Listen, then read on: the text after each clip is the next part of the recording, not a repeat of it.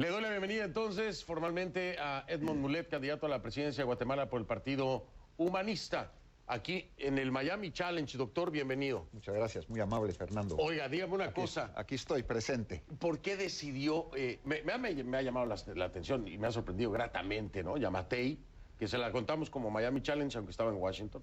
Usted, Suri, vaya, ya me confirmó. Julio Héctor Estrada también viene. Mañana sí, precisamente. Sí. ¿Por qué acepta el Miami Challenge? Lo piden los guatemaltecos, obviamente, ¿no? Lo piden los guatemaltecos y es importante también. Este programa es muy visto, muy conocido, y en esta campaña electoral, que es tan corta, de solamente 90 días, tenemos que utilizar todo momento, toda oportunidad para proyectarnos, para informar, para mostrar nuestro proyecto político. O sea que esta es una oportunidad también para mí. Bueno, y la oportunidad principal para todos los guatemaltecos, que usted sabe, les tengo un cariño muy, muy especial.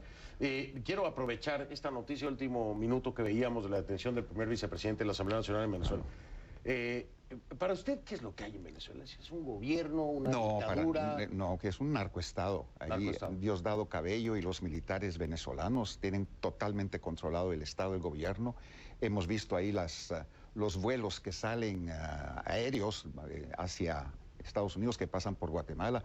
La mayor parte del tráfico de cocaína viene ahora de Venezuela, mucho también del tráfico que viene. Aquí tengo precisamente un mapa de los... Esta es su cámara. Esto es lo que... ahí están todo lo que es marítimo ilegal. Este mapa es de... Esto es de 2016. 2016. Y ahora es peor. Es de Estados Unidos, ¿no? De Estados Unidos, exactamente. Y está todo concentrado, miren esa densidad, y todo es lo marítimo, por barcos, por lanchas, que llega Aquí está Guatemala. Ahí está Guatemala. Ahí está la salida de Venezuela. La concentración Colombia. Es a Guatemala. Y hay otro mapa que es todo lo aéreo que viene... Esto es marítimo, todo esto es marítimo. Entonces, el Guatemala está realmente... O sea, ¿a ustedes les afecta el tema Venezuela también? Totalmente. Un estado fallido, una situación como la que está en Venezuela, las intenciones de desestabilización para la región que provienen de Venezuela también, originados también por asesores cubanos, todo eso forma parte de un proceso de deterioro y de degradación en la región latinoamericana. O sea, estamos muy, muy preocupados por la situación de Venezuela. Oiga, si usted resultara electo, ¿inmediatamente reconocería a Juan Guaidó como el presidente encargado? Absolutamente. ¿Se suma eso? Definitivamente es el presidente legítimo de Venezuela, y es el que reconocen la mayor parte de venezolanos también. Y no podemos reconocer a un gobierno que está en manos de los narcotraficantes, de los bandidos, y sobre todo que es antidemocrático, que no respeta la voluntad popular y que ha ido creando en los últimos años un proceso de cercenación de los derechos fundamentales. Lo que más duele, lo que más afecta realmente es ver ese éxodo de los venezolanos, cargando lo que pueden, valijas, bolsas, acarreando a sus hijos, ese éxodo de miles y miles de venezolanos todos los días cruzando las fronteras a Colombia, Venezuela y otros países. Eso es una tragedia que debe golpear no solamente la conciencia de los latinoamericanos, sino del mundo entero. Y lo creo, estoy consciente y lo conozco muy bien el tema. Pero bueno, déjeme salir del tema de Venezuela, que era muy importante para iniciar. Doctor, hay un artículo de la Constitución guatemalteca que habla de la idoneidad para ser presidente, del mérito para hacerlo. Y yo les pregunto a todos mis invitados, candidatos, ¿usted es idóneo? El mérito me parece, desde una perspectiva muy personal, que lo tiene. Tiene una carrera a nivel internacional muy importante también, ¿no? ¿Es idóneo? Claro. ¿Y por qué es él? Porque, bueno, mire, la cantidad de canas que tengo yo ahí ya son 68 años de vida, y he sido realmente muy afortunado, mucha suerte de tener varias funciones públicas en Guatemala y a nivel internacional, y todo lo he cumplido siempre con honradez, con transparencia, con verticalidad, siempre con un gran sentido de solidaridad social, siempre pensando en los demás.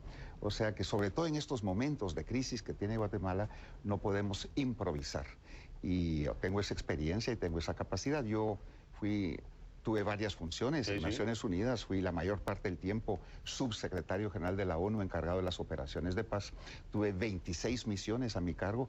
Entonces yo estoy viendo el tema de Guatemala como mi 27ª misión. Esta es mi misión número 27, después de haber sido responsable y de administrar estados en crisis y estados fallidos en 26 lugares del mundo. Para mí esta es mi misión número 27 y va a ser la última, y es la que realmente quiero hacer con más ahínco, con más pasión, porque es mi patria también. Para para nuestra audiencia internacional, fue 3 veces elegido para ejercer el cargo de diputado, expresidente del Congreso, embajador de Guatemala ante Estados Unidos y la Unión Europea, exdirector de la Misión de las Naciones Unidas para la Estabilización en Haití, diplomático guatemalteco con el que más alto escalado, ¿no?, en la jerarquía de la ONU, de la Organización de las Naciones Unidas, desde que lo nombraron secretario general adjunto de la ONU para operaciones de paz en 2007. ¿No? Tiene un prontuario muy, muy, muy pesado en ese sentido. Ahora, usted mismo lo dice, ¿no? Empezó en Naciones Unidas hace 11 años y medio. Así es. Hace 11 años y medio. Y no fue a solicitud mía, o sea que fue Naciones Unidas, claro, que se me acercó y me pidió, mire, queremos que sea candidato para esta posición. Habían varios candidatos, fuimos entrevistados, fui seleccionado y así fue como ingresé al sistema. De hecho, el actual secretario general de las Naciones Unidas, Antonio Guterres, lo llamó para investigar el uso de armas químicas en Siria. Esa fue mi última función. Yo ya había entregado mi cargo como secretario general adjunto y había regresado con mi esposa a Guatemala después de 11 años de estar fuera. Y me llaman para hacerme cargo de ese mecanismo para investigar el uso de armas químicas en Siria. Sabemos que las armas químicas fueron usadas por primera vez durante la Primera Guerra Mundial. Desde 1925 son prohibidas por tratados y convenciones internacionales. Sin embargo, en Siria se siguen utilizando. Y el Consejo de Seguridad crea un mecanismo para investigar quién está detrás de esa situación y me piden que yo encabece ese mecanismo y me tocó ir a Siria, a Damasco, en medio de la guerra, de las bombas. Constituí un grupo de científicos del más alto nivel mundial y ahí está en YouTube esa sesión un poco contenciosa, diría yo, del Consejo de Seguridad, en donde presenté mi informe y demostré científicamente, con pruebas de ADN, que el responsable del uso de armas químicas en Siria es el gobierno de Bashar al-Assad. Pero Rusia, que protege a Bashar el-Assad por razones puramente geopolíticas, rechaza el informe y desde entonces, ya 11 veces, Rusia ha vetado la constitución de otro mecanismo para seguir investigando el uso de armas químicas en Siria. Le ha tocado tremendo paquete ese, le digo. Oiga, bueno, tengo que regresar a este pasado que aún regresa en la cuestión de los señalamientos que hubiera en su contra por el haber pertenecido o el haber formado parte presuntamente de una red de adopciones ilegales de niños. Y quienes alegan, incluso hay un documento del archivo policial en donde argumentan que su exoneración o su liberación finalmente de este caso fue por, ahora lo encuentro para presentárselo, fue por injerencias políticas. ¿Qué responde eso? Es totalmente falso. Si esas acusaciones falsas tuvieran algún pizco de verdad o de realidad, nunca jamás me hubieran contratado en las Naciones Unidas. El proceso de selección, de reclutamiento en Naciones Unidas es muy severo, muy profundo y se investiga hasta lo último. Y esa fue una acusación totalmente falsa. Yo era joven, abogado, recién graduado. Estábamos viviendo la era del conflicto interno en Guatemala. Yo era muy vociferante contra el gobierno militar y represivo de aquella época y me fui advertido a tiempo: mire, si usted sigue con estas cosas le va a ir mal. Y en efecto armaron esta acusación totalmente falsa, pero no había nada, todo fue hecho legalmente. No cobré un solo centavo de honorario, ese era un trabajo puramente humanitario. La adopción es la más bella de las instituciones para salvarle la vida a los niños que no tienen oportunidades de salir adelante. O sea que todo se hizo, como dije, legalmente, y me siento muy orgulloso de ese esfuerzo. Lo que lamento es no haberle podido salvar la vida a más niños en esa época, porque se lo merecían. Y muchos niños en Guatemala pues murieron o no tuvieron oportunidades de salir adelante, pero se hizo lo que se podía. Oiga, doctor, dígame usted si la legislación en esa época permitía la adopción cuando se solicitaba el pasaporte poniendo como motivo de viaje turismo. Sí, por supuesto. Se hicieron las consultas perfectas con el gobierno de Canadá y de los Estados Unidos para que los procesos de adopción no se hicieran en Guatemala, por la razón que lo más importante en la vida de una persona son los primeros 1000 días. Desde el nacimiento, los primeros 1000 días son cuando necesitan el amor, el cariño, la atención médica. Eso es lo que va a determinar la vida de un niño. Mantener a un niño institucionalizado en un orfanatorio 2, 3, 4, 5, 6 o 7 años va en detrimento de ese propio niño. Además de la corrupción. no se podían avanzar procesos de adopción en Guatemala si no fuera por los pagos necesarios en cada uno de esos procesos. Entonces, pensando siempre en los niños y en su bienestar, se hicieron las consultas con los gobiernos respectivos y se permitió que esos procesos de adopción, y además se hicieron consultas en Guatemala, se pudieran realizar en el país de los padres adoptivos. Y eso fue lo que se hizo. ¿Por eso la salida era como turista? Sí, porque no había otra forma de poder, todavía el proceso de adopción no se había completado, se iba a completar en el país a donde estaban destinados. Pero doctor, ¿no se estaba saltando ahí un montón de trámites de acuerdo a la legislación guatemalteca que tenían que ver con muchas otras instituciones? De ninguna manera. Todos los estudios socioeconómicos, estudios sociales, todo se hizo legalmente. Y de nuevo, como le digo, pues se salvó la vida de muchos niños. Le voy a decir por qué le preguntaba eso, porque entiendo lo que me dice de la corrupción, pero había varias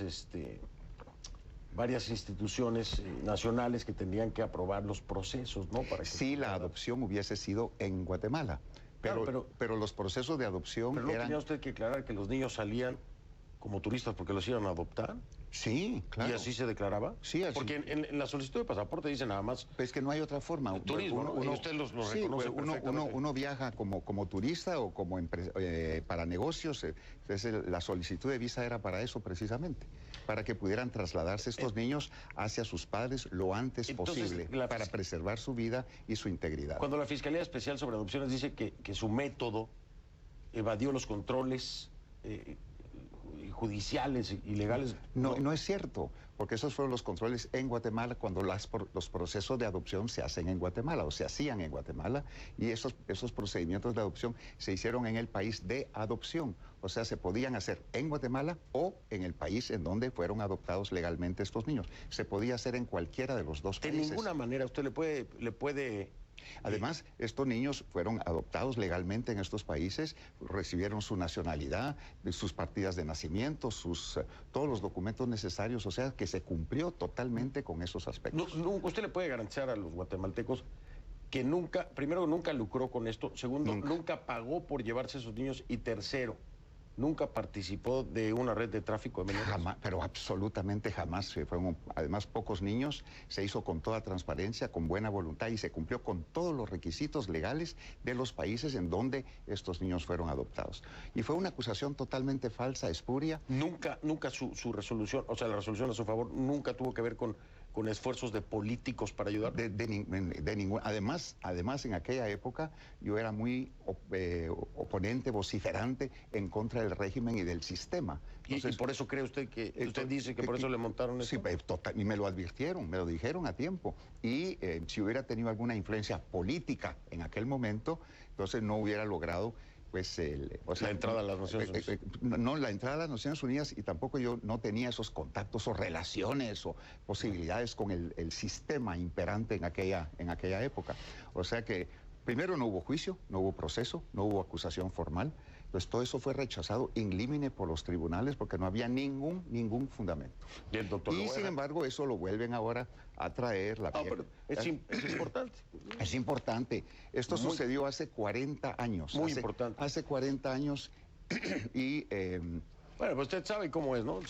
Mire... Hay que rascarle a la vida a los políticos hasta el fondo. Las campañas negras ahí están. No, y los pasados existen, ¿no? Sí, claro. Había que tocar el punto, lo voy a dejar ahí. Voy a hacer una pausa, regreso y voy con varias preguntas que quiero hacerle sobre su proyecto, ¿vale? Excelente. Gracias, doctor. Hago una pausa. Estoy con Edmond Mulet, es el candidato a la presidencia por Guatemala del Partido Humanista, en vivo, aquí en el estudio, en Miami.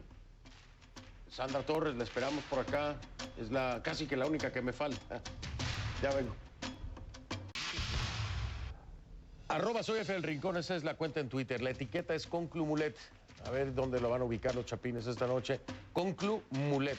Esa es la etiqueta de esta noche, por el apellido de mi invitado, por supuesto. @soy F del Rincón, la cuenta en Twitter. Ya vengo. Cada noche, CNN está presente en los grandes eventos que definen al mundo, con información confiable, periodismo de alto nivel, conversaciones profundas y entrevistas que buscan la verdad, desde los cambios socioeconómicos que afectan a América Latina, hasta los movimientos políticos que cambian constantemente el planeta. Conoce más de las noticias y sus actores principales todas las noches en el horario estelar de CNN. Cada minuto surge un acontecimiento alrededor de nosotros que impacta la perspectiva del mundo. Te mostramos las noticias que cambian constantemente nuestro presente y alteran el futuro. Entrevistando a los protagonistas del momento, desplazándonos por los lugares de los hechos. Analizamos cómo las noticias impactan a México y a los países de esta región. Una perspectiva completa del mundo de las noticias. Perspectivas desde México, esta noche en CNN. Estamos de vuelta. Edmond Mulet, candidato a la presidencia de Guatemala por el Partido Humanista, en vivo aquí en el estudio en Miami, aceptando el Miami Challenge. A ver, le pregunto, por su cercanía con las Naciones Unidas, obviamente, me imagino que tendrá usted algo que decir acerca de la CICIG. Y le quiero preguntar, ¿qué piensa de lo que ha ocurrido con el gobierno de Morales en este enfrentamiento? Ya olvídese la CICIG, con el mismo Antonio Guterres. ¿Qué piensa usted de esto como si llegara a ser jefe de Estado? Bueno, fue un enfrentamiento innecesario. Las cosas se pueden resolver de otra manera. Yo creo que el presidente ha sido mal asesorado en esta situación.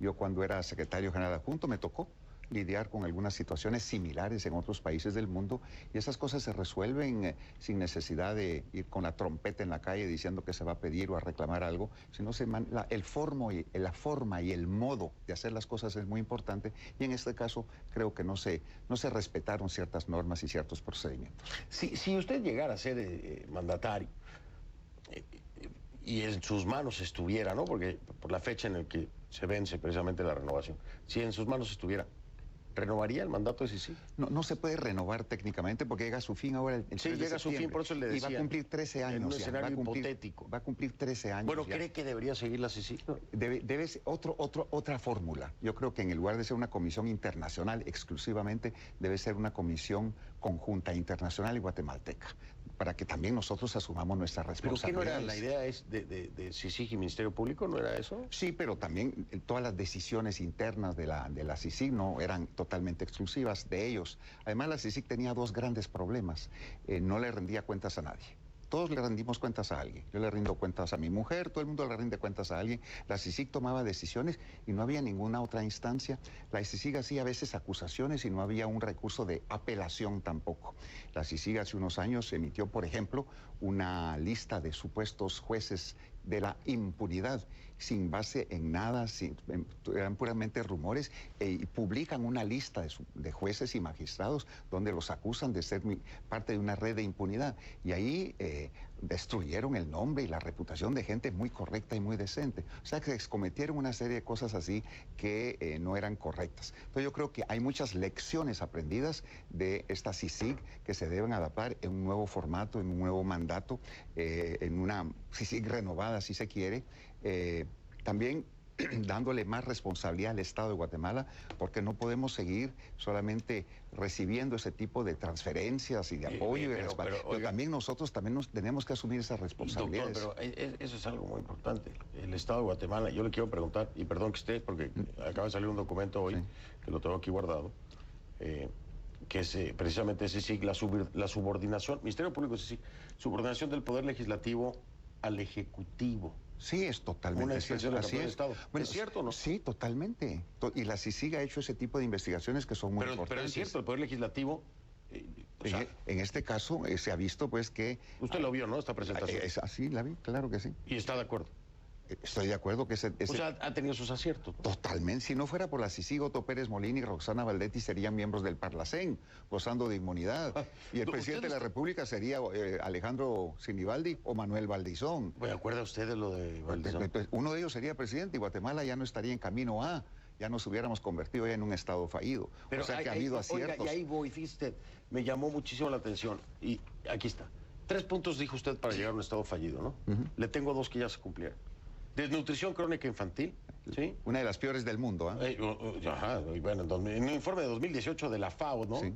Dice que afecta a 7 de cada 10 niños. Así es. ¿No? Así es. Aumentó en 2014 a 2015, aumentó en relación con las cifras de esos años, se situaba en 61% en 2000. Es una vergüenza. Entonces ahí se cumple una de sus... Sí. Okay, la segunda, falta de calidad en la educación. Según datos de la UNESCO, uno de los países de América Latina con la tasa más alta de abandono de escuelas secundarias es Guatemala, Así es. 52,2%. Guatemala solo invierte 1.9% de su Producto Interno Bruto en educación. Pero entonces ya está en un estado fallido, ¿no? Estamos casi llegando ahí, todavía hay oportunidad. ¿Qué le de falta? Cambiar el rumbo del país, todavía se puede. ¿Pero qué es lo que falta para decir que es un estado fallido? Yo creo que no estamos ahí todavía, estamos ¿No? casi llegando a 8, de 10, 8, 9. Usted le había dado un 7.5, estamos se me hace que... Sí, estamos cerca. ¿Sí? Pero ¿Sube a 8.5? Sí, estamos en esa dirección. Entonces, estas elecciones, Fernando, no son una oportunidad. Estas elecciones son la última oportunidad que tiene Guatemala para cambiar el rumbo. Por eso nosotros proponemos un nuevo GPS para Guatemala. Pero, doctor, a ver, dígame usted algo. Si está cooptado el sistema legal por parte del Estado, es decir, aquí asumimos que no hay independencia de poderes. El narcotráfico. Bueno, ¿Sabe usted que usted me lo mencionó? Pero en ¿cómo va a Guatemala lograr reestructurar hay la independencia? 340 municipios en Guatemala y por lo menos 12, en estas elecciones, por lo menos 12, si no más, tienen solo un candidato a la alcaldía. El narcoalcalde, claro. Porque nadie más se atreve a presentarse. Oigan, pero si hay diputados vinculados al narcotráfico. No departamentos o provincias. Presidencial, ex candidato presidencial. No departamentos, sino regiones enteras del país. Eso? Donde no hay gobierno, no hay instituciones, no hay autoridad, no hay absolutamente. ¿Cómo controla eso? Entonces, ¿cuál es su propuesta? Una reforma del sistema político, llevar gente al gobierno decente, correcta, con la determinación de cambiar el rumbo que lleva el país. Y eso no se va a lograr solos. Eso, de ahí necesitamos del apoyo y la colaboración internacional. Esa es la clave, Usted dice, llevar a gente correcta al gobierno. Sí. Le voy a preguntar, pero me responde después de la pausa. ¿Qué mecanismo de control pensaría usted debe aplicarse para que llegue esa gente correcta? Porque hoy por hoy, todos los candidatos, y viene que llevo un rato con Guatemala, me han dicho algo similar. Pero entra cualquier esperpento de pronto a los gobiernos, tiene que haber un mecanismo de control. Me dice después de la pausa cuál sería el que propone usted. Muy bien. Para filtrar a todos esos politiqueros o todos esos corruptos, porque a veces usted piensa que los conoce, pero no, doctor. No. Correcto. A una pausa, regreso, seguimos con esta entrevista con Edmond Mulet. De vuelta, doctor Mulet, le decía yo, con qué mecanismo aplicaría usted para poder filtrar a todos esos políticos corruptos y que no entran a su gabinete? ¿Cómo hacerlo? Porque no los conoce a todos. No, pero la primera acción es no presentar para la reelección a ningún diputado. Nosotros, el Partido Humanista, creo que somos el único que no presenta candidatos para su reelección del Congreso. Ninguno de los que está en este Congreso actual, ningún diputado que funcionó bajo el gobierno de Otto Pérez Molina, ningún diputado de ningún partido político que funcionó bajo el gobierno de Álvaro Colom y Sandra Torres. Proponemos una depuración completa del Congreso de la República, sacar a los mercaderes del Templo de la Patria. ¿Cómo hacerlo? ¿Cómo hacerlo? Desde ahora nosotros no proponemos a ninguno para la reelección y ahí serán los ciudadanos los que tienen que escoger si van a volver a votar por los mismos de siempre o van a escoger opciones, no solamente el Partido Humanista, sino hay otras también buenas candidaturas de buenas personas en otros partidos políticos que nunca han sido diputados. Tenemos que renovar y oxigenar el Congreso de la República para empezar. Oiga, y después Congreso, en el Ejecutivo también tenemos que hacer lo mismo. ¿Este Congreso es el peor de los congresos? De toda la historia de Guatemala. ¿Por qué? Por los niveles de corrupción, de ineficiencia, ahí están pensando solo en sus propios intereses, realmente no se ha legislado, pues ahí lo que es un lugar de negocios. Oiga, doctor, y para aprovechar tiempo, ya sabe el tema migratorio cómo está, ¿no? Bueno, en Guatemala salen 1.650. Los que pasan por ahí llegan allá. Sí, pero 1.650 guatemaltecos salen todos los días. ¿Cómo hace para frenar eso? ¿Y qué posición adoptaría ante las amenazas del gobierno de Trump de cortar todos los apoyos? Bueno, ya lo cortó. Bueno, ya lo cortó. Otro de los graves errores del señor. ¿Cuál sería su postura entonces?